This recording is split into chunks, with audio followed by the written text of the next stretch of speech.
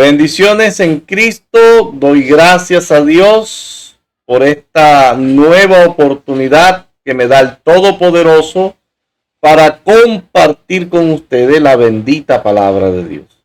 Y hoy nuestra reflexión la tenemos en Colosenses capítulo 1, versículo 15 hasta el versículo 19. Quiero aclarar de que este pasaje o estos versículos son extensos y no iré sobre ello de manera exhaustiva, sino de manera reflexiva.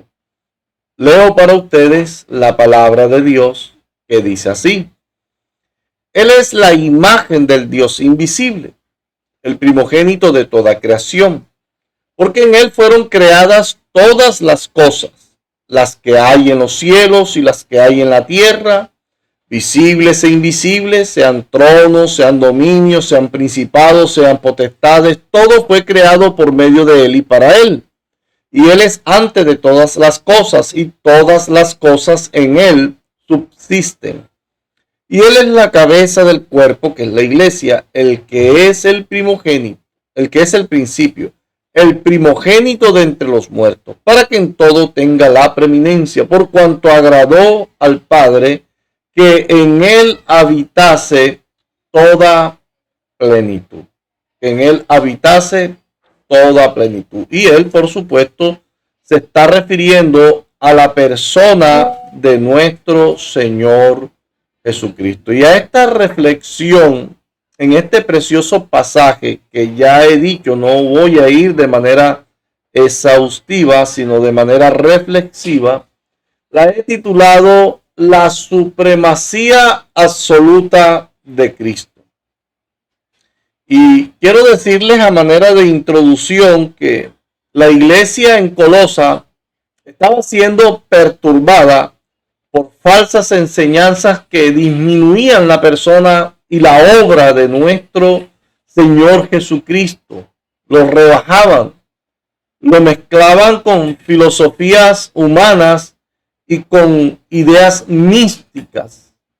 Pablo responde no atacando primero el error, sino exaltando a Cristo. Y mi estimado hermano, cuando Cristo es visto correctamente desde las Escrituras, todo error cae por su propio peso. Y aquí quiero entrar en mi primer punto, que lo he titulado de esta manera: Cristo es la imagen perfecta del Dios invisible.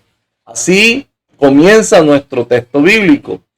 Él es la imagen del Dios invisible. Cuando Pablo dice que Dios es invisible, está afirmando una verdad fundamental de la Escritura. Dios, en su esencia, no puede ser visto por el ojo humano. Nadie ha visto jamás a Dios tal como Él es en su naturaleza divina. Juan capítulo 1, versículo 18, nuestro Señor Jesucristo dice a Dios, o el autor del Evangelio de Juan, dice: a Dios nadie le vio jamás. Ahora bien, Dios es espíritu, es infinito, eterno y trascendente. El ser humano, limitado y caído, no tiene capacidad natural para conocer a Dios por sí mismo. Si Dios no se revelara, mi hermano, permaneceríamos en ignorancia espiritual. Y aquí es donde Cristo entra gloriosamente en escena. Cuando Pablo dice que Cristo es la imagen, no está usando la palabra en sentido superficial como una fotografía o una sombra. No, la palabra griega eikon significa manifestación visible de una realidad invisible. Es decir, Cristo no solo se parece a Dios, Cristo es la revelación exacta de Dios.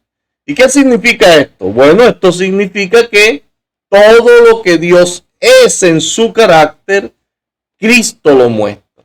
Todo lo que Dios piensa acerca del pecado, acerca de la justicia y la gracia, Cristo lo muestra, Cristo lo revela.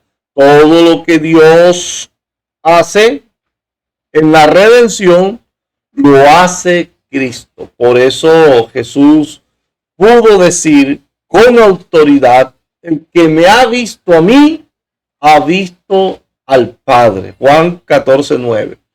Cristo, mi estimado hermano, no vino solo a hablar de Dios, sino a mostrar a Dios. ¿Y cómo lo mostró? En su vida de santidad. Podemos decir que en su vida, en la vida de Cristo, vemos la santidad de Dios. En su compasión, vemos la misericordia de Dios. En la cruz, vemos la justicia y el amor de Dios abrazándose. Ahora, ¿tiene esto implicaciones? Por supuesto que tiene implicaciones, mi estimado amigo y hermano. Y es esta: negar la plena divinidad de Cristo es negar la revelación de Dios mismo.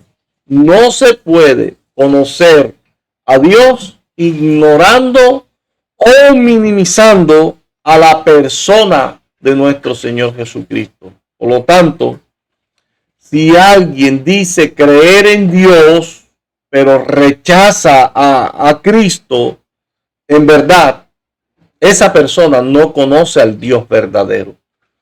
Todo verdadero conocimiento, hermano, escúcheme bien, todo verdadero conocimiento de Dios comienza y termina con la persona de nuestro Señor Jesucristo, quien él mismo afirma con sus propias palabras que Él es el Alfa y Él es la Omega. Y quiero pasar aquí a un segundo punto, y es que Cristo es el primogénito de toda creación. Así sigue diciendo nuestro texto, que Él es el primogénito de toda creación. Y en este versículo, que ha sido mal interpretado por muchos, y específicamente en un tiempo por arrios, y hoy un grupo bien grande, como si Pablo estuviera diciendo que Cristo fue creado. Pero ese pensamiento contradice todo el contexto de este pasaje. Mire, en la Escritura, primogénito no siempre se refiere al primero en nacer, sino al primero en rango, también al primero en dignidad y también al primero en autoridad. Déjeme ponerle un ejemplo con relación a la nación de Israel o a Israel. Dice que Israel es llamado el primogénito de Dios, como lo dice Éxodo capítulo 4, versículo 22. No porque fue la primera nación creada, sino porque ocupaba un lugar de privilegio. David, otro ejemplo, el rey David fue llamado primogénito, aunque era el menor de sus hermanos, como lo dice, y apúntelo bien, Salmo 89, 27. Así que cuando Pablo llama a Cristo primogénito de toda creación, está diciendo que Cristo es el heredero soberano de toda la creación. Cristo no pertenece a la creación. Nuestro Señor Jesucristo está por encima de la creación, por encima de toda ella.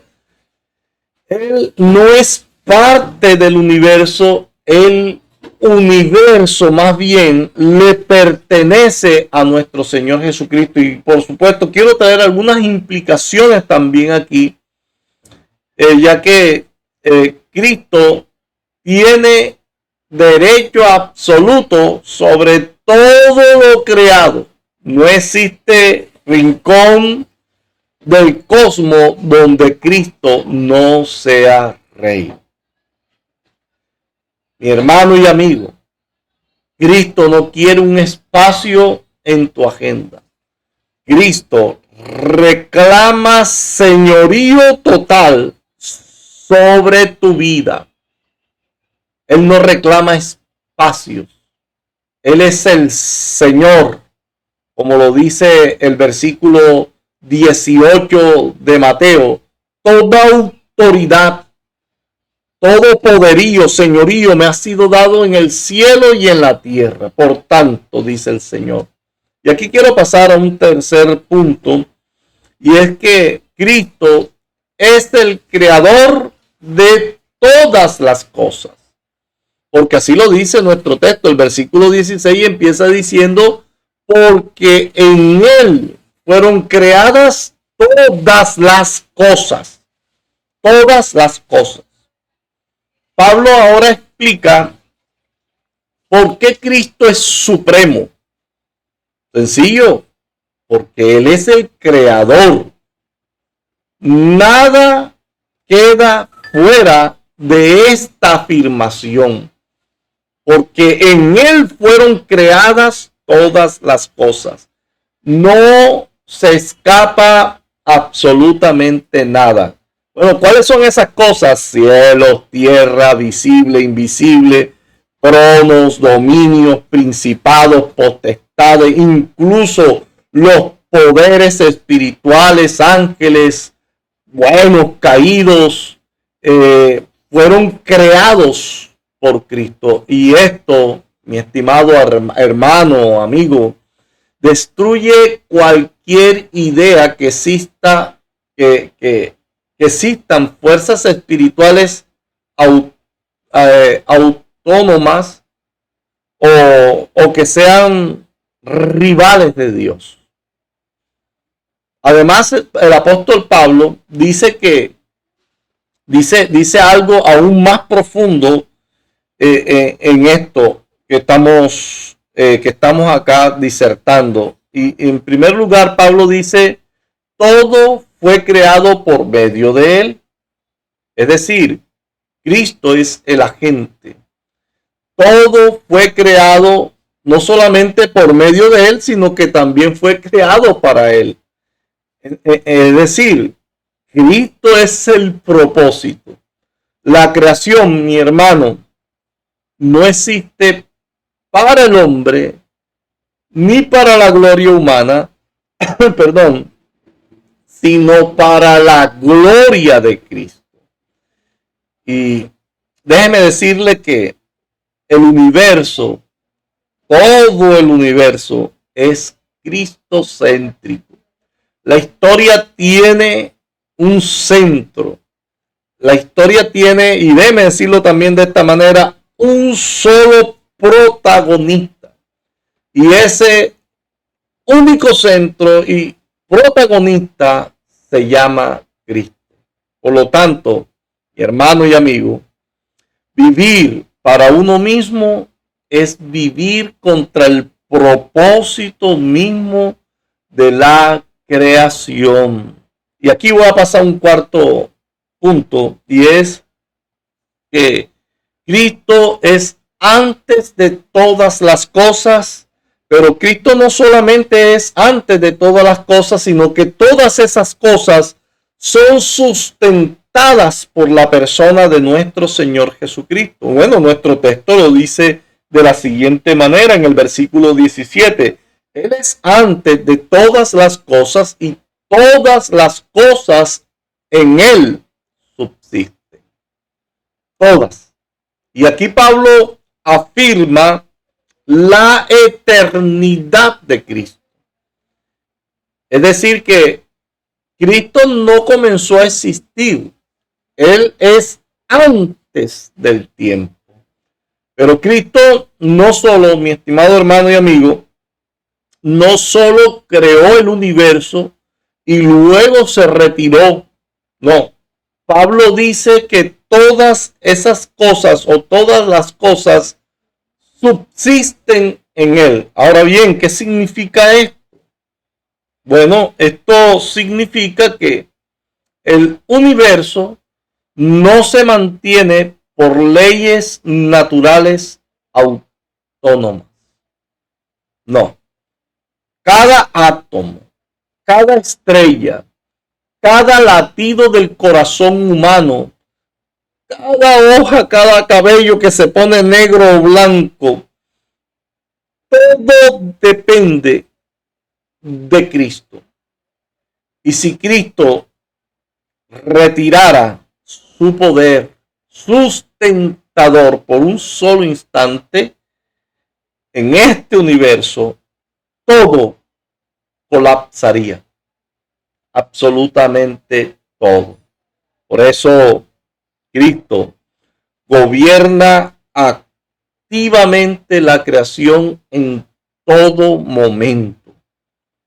Tu vida, mi hermano y amigo, tu vida no está sostenida por la suerte o por la casualidad, no, sino por la gracia, aunque nosotros distinguimos gracia común, pero quiero llamarle en este momento la gracia soberana de Cristo.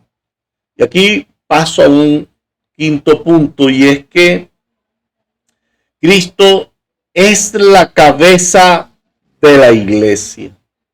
Aquí me acerco un poco más a mis hermanos lavados en la sangre del Cordero.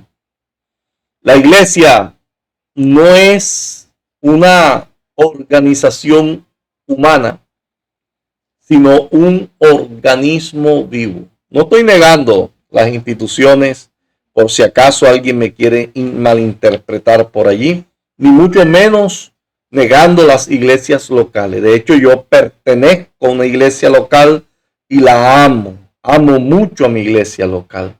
Pero déjeme decirle esto una vez más, que la iglesia es un organismo vivo.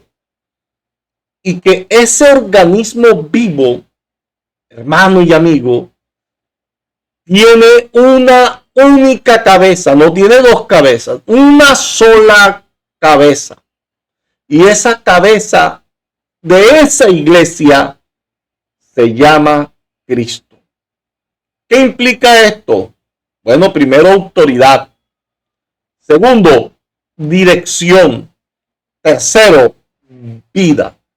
Es decir, sin Cristo como cabeza, la iglesia entonces se convierte en una institución muerta.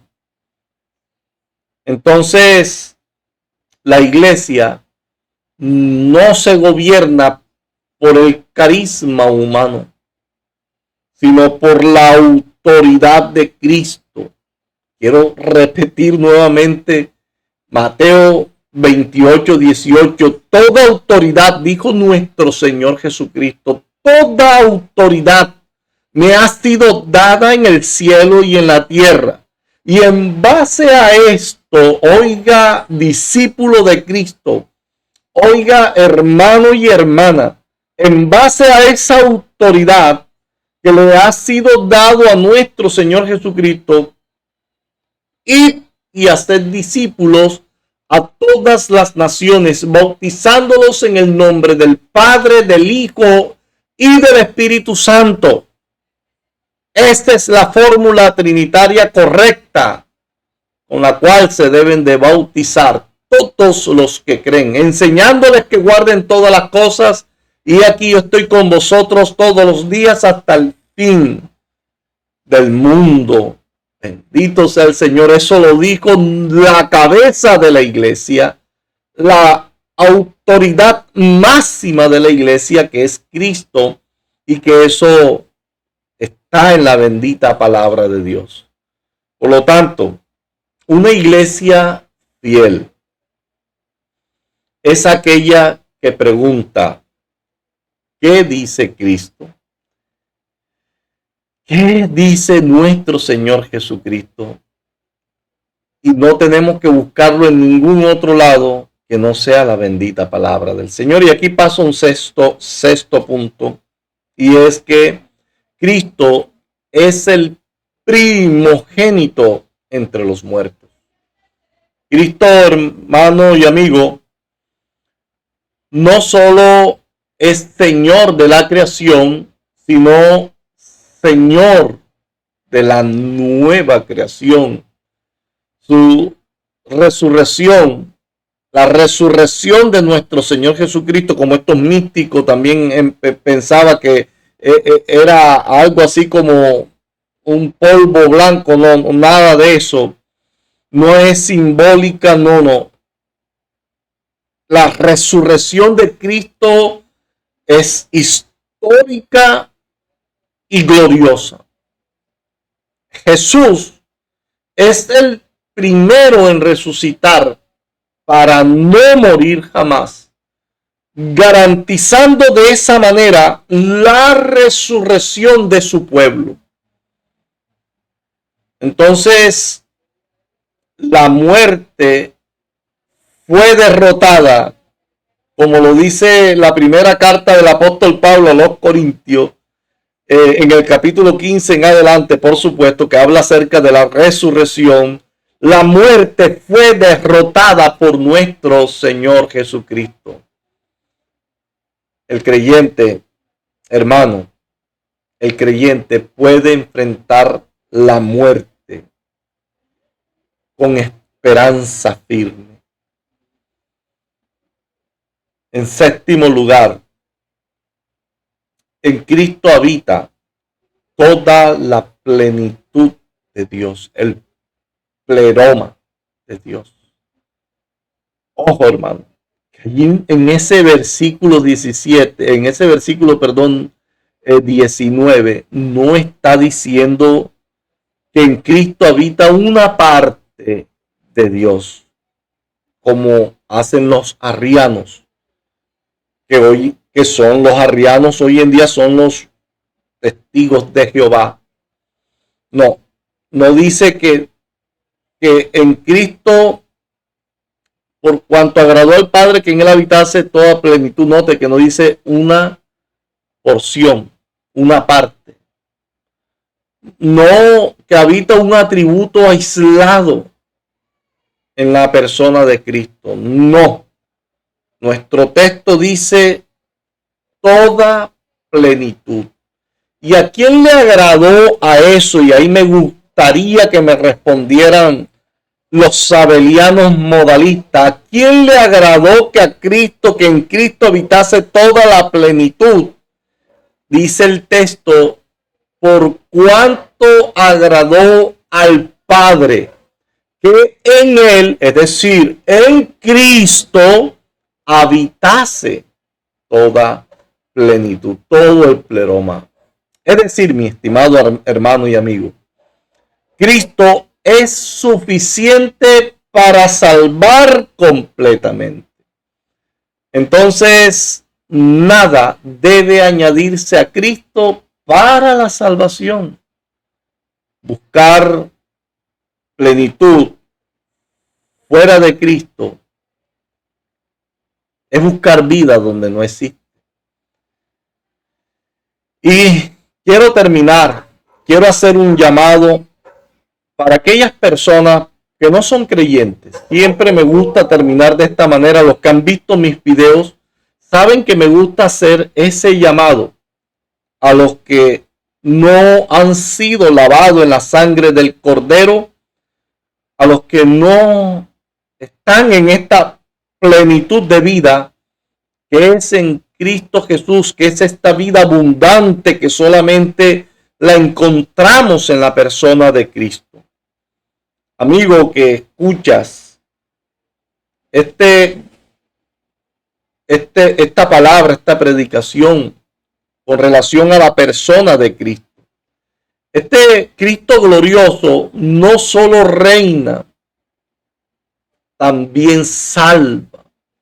Y hoy, no mañana, no pasado mañana, hoy eres llamado a arrepentirte, a rendirte y confiar únicamente en Él. Mira, amigo, Cristo o fuera de Cristo, lo que hay es condenación. En Cristo hay vida eterna. Que el Todopoderoso me lo siga bendiciendo y guardando. Gracias hoy al Señor. Amén.